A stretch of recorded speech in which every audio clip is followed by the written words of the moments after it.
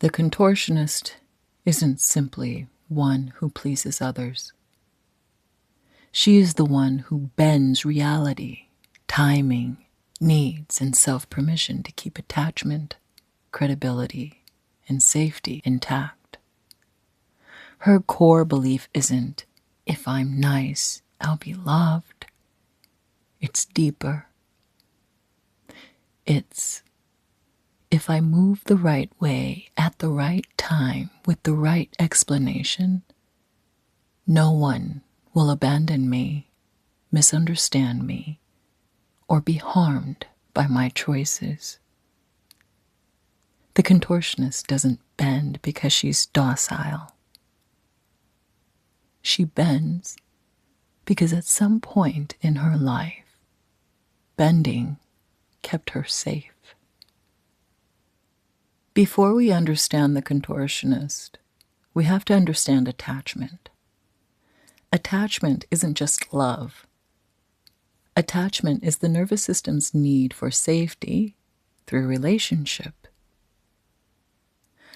When we're children, our survival depends on the people around us, not emotionally, literally. Our brains are wired to believe, if I lose connection, I lose safety. So the nervous system becomes very attentive. It studies the environment. It studies the caregiver. It studies tone, timing, mood, approval, and disapproval. And it begins to ask one very important question. What version of me keeps this relationship intact? That question becomes the birthplace of adaptation. For some children, the adaptation is rebellion. For others, withdrawal.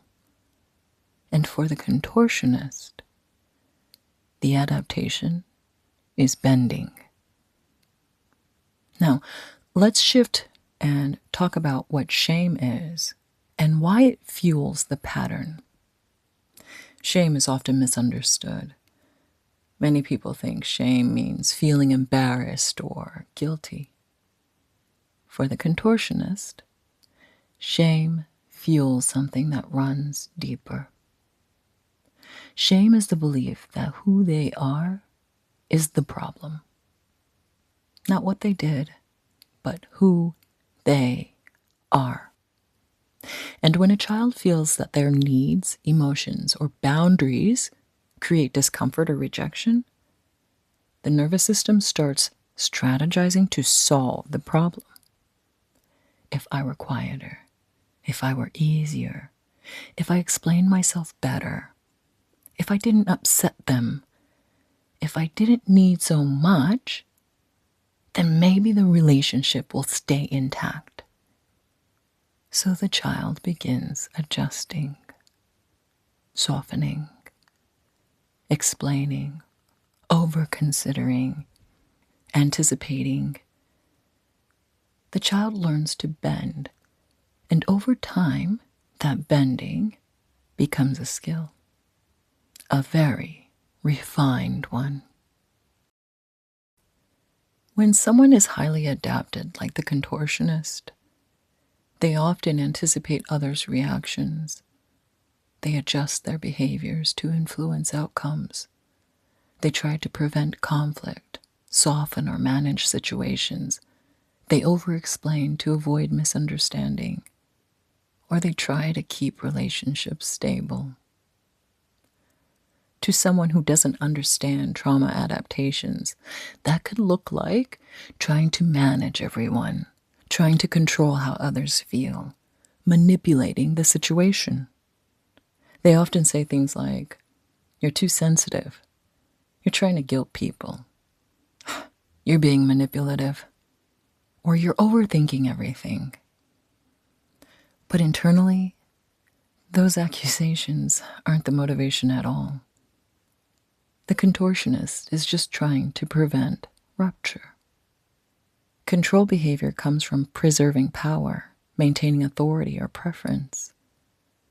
Survival adaptation comes from preserving attachment. The difference is subtle but extremely important. So, control says, I need things to go my way, where the contortionist says, I need things to stay safe. So she studies the environment. She watches tone, timing, mood, and reactions. She adjusts herself in order to prevent conflict, misunderstanding, or rejection. She's constantly scanning for signs of disapproval, signs of abandonment, signs that she has become too much.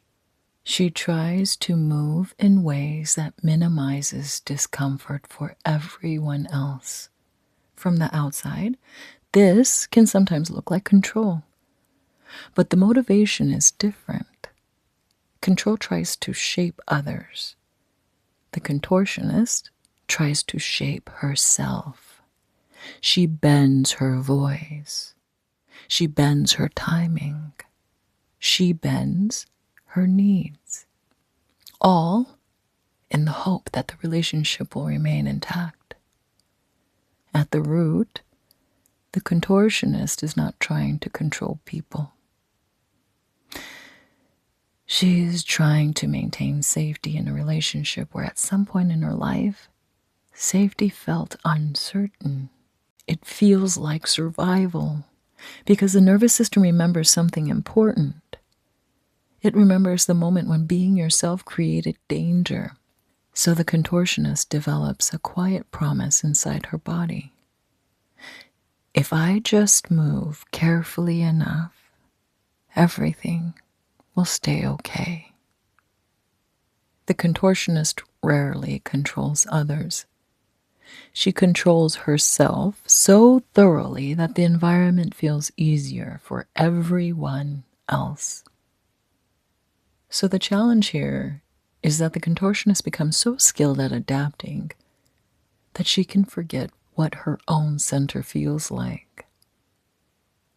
She becomes very aware of other people's needs, very aware of other people's feelings, but slowly she loses track of her own until one day something happens that makes the pattern visible.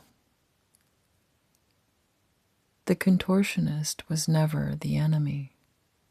She was a survival strategy, a brilliant one. But survival strategies eventually outlive the environments that created them. And when they do, they begin bending us in places we no longer need to bend. Healing the contortionist doesn't mean creating a tough exterior or becoming selfish. It means slowly teaching the nervous system that you don't have to bend to keep love. That learning happens through small moments. Moments where we notice the urge to explain. Moments where we feel the pull to smooth things over. Moments where we feel responsible for someone else's reaction. And instead of contorting, we pause. We breathe.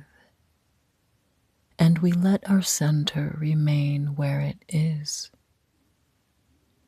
At first, this feels terrifying. Terrifying because the nervous system expects rupture. Rupture feels inevitable. And honestly, rupture may be inevitable. But something surprising happens over time. The body begins to learn that love doesn't require distortion. Love doesn't lead to rupture. That relationships that require bending to survive were never truly safe to begin with. And slowly, the contortionist learns a new role. She no longer bends the body to keep attachment. She becomes the one who protects the center, the one who notices when the garden is being rearranged, the one who quietly holds the gate. If you recognize yourself in this pattern, please know something important. Know the contortionist isn't a flaw. She is evidence that your nervous system learned how to survive. But survival is not the same as freedom. And the moment you begin noticing the pattern is the moment you begin returning to your center. You don't have to exile people to stop bending for them. And you don't have to receive praise to know who you are. Your garden is allowed to stay rooted.